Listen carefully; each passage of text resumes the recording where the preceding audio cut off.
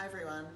Today I'm excited to share with you a fabulous loaf that is perfect for afternoon tea, perfect for after dinner with some cheese. It is a date nut loaf, and what makes it even more special is that the recipe comes from our Jackie's Nana. And it's one of those recipes that we call an heirloom. It comes from generations ago and it's going to be with us for generations to come. The recipe can be found in our third book. It's always about the food, but I'm going to run through all the ingredients here so you'll be able to make it just by watching the video. All right, let's run through the ingredients. We need 1 cup of boiling water and a tea bag. And while I go through the rest, I'm just going to steep the tea bag in the water for about 30 seconds to a minute. Then you're going to need 3/4 of a cup of dried dates, which I've chopped, and 60 grams of unsalted butter, and 3/4 of a cup of brown sugar. What we're going to do is we're going to put the dates in a small saucepan, the brown sugar,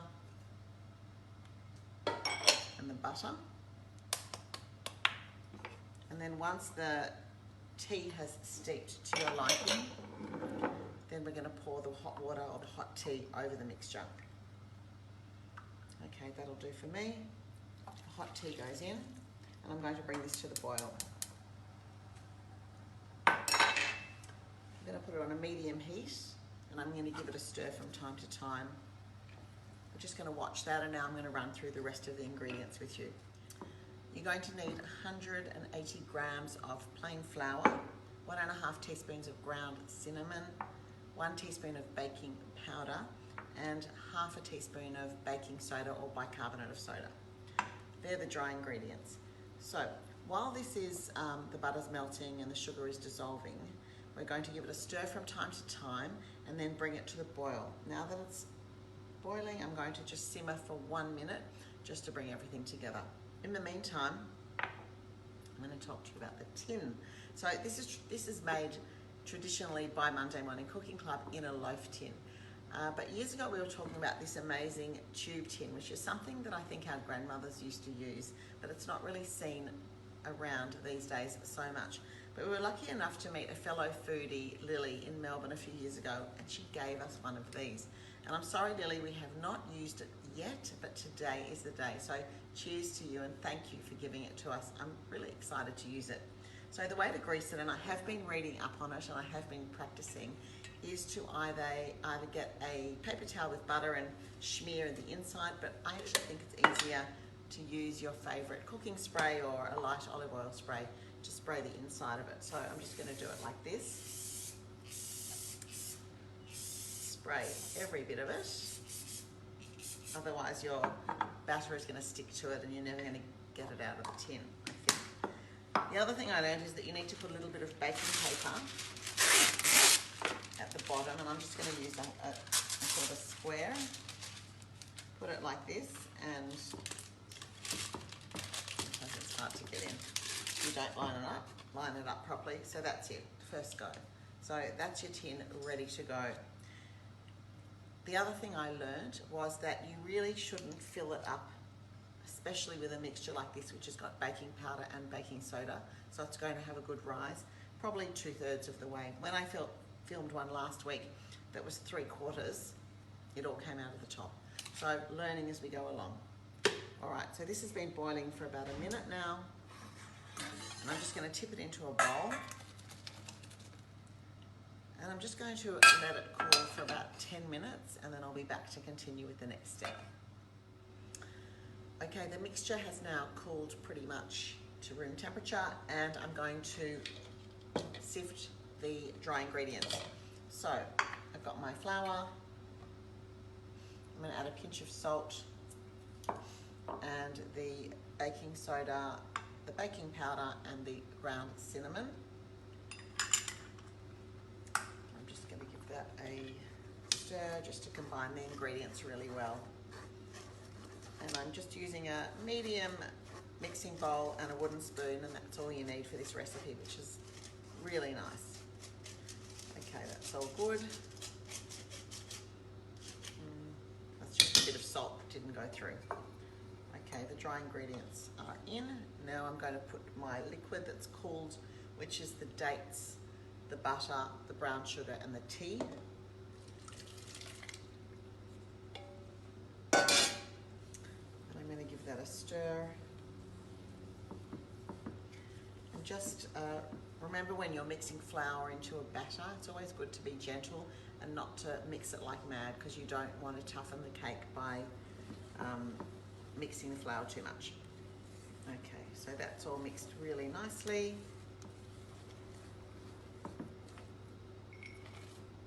And the walnuts are going in. So it's a lovely, sort of moderately sludgy batter, I would call it. And of course you've got chunks of date and walnut, so of course it's not going to be smooth. Just mixing it all, so all the flour that's at the bottom is mixed through the mixture. And now the challenging part of the day is of course getting it into the tin without getting it all over the bench. But let's see how we go.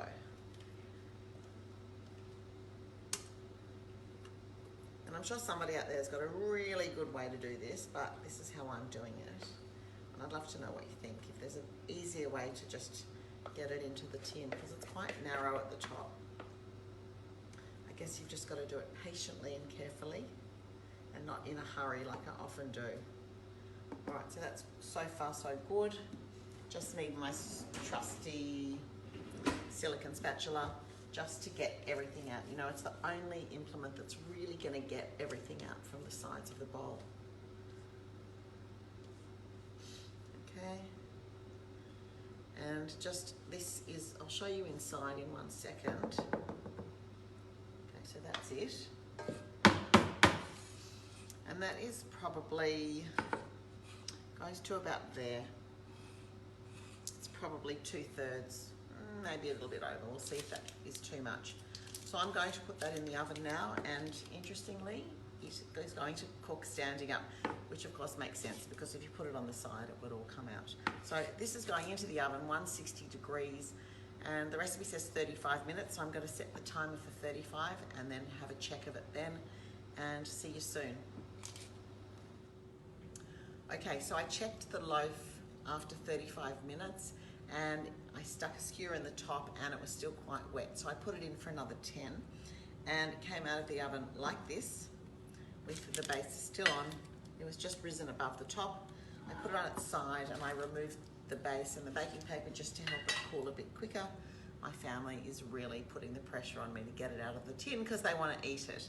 And I know from last week when I took one out too early and it was too hot, it just fell apart, so not a good idea. So I'm just going to run a knife around just to make sure it's going to come out nicely, just in case it's stuck a little bit at the edge, but it doesn't look like it. Actually, it looks quite good. So we're going to cross our fingers and hope I won't regret pulling it out of the tin too early. Now, which way will we do this? There we are. Okay. So it's actually coming out quite nicely.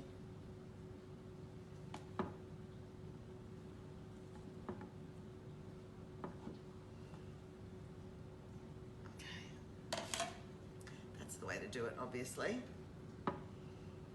and this is it, and it looks lovely, and it would be really nice to put that on a cheese board in the middle with some lovely cheese. Some cheddar would go beautifully, some walnuts, some dried fruit. I think that'd be a beautiful afternoon tea or after dinner treat. And I'm just going to cut a slice now so I can show you inside. I'm just cutting it gently. And it looks absolutely fantastic. You see, just started with dates, which are sort of half melted into the batter, and walnuts. And of course, what we need, sorry about that, is a good smear of good butter. And this is how I'm eating it. I would be eating it just like this. Cup of tea, piece of date nut loaf, smear of butter. It's pretty good. Happy baking.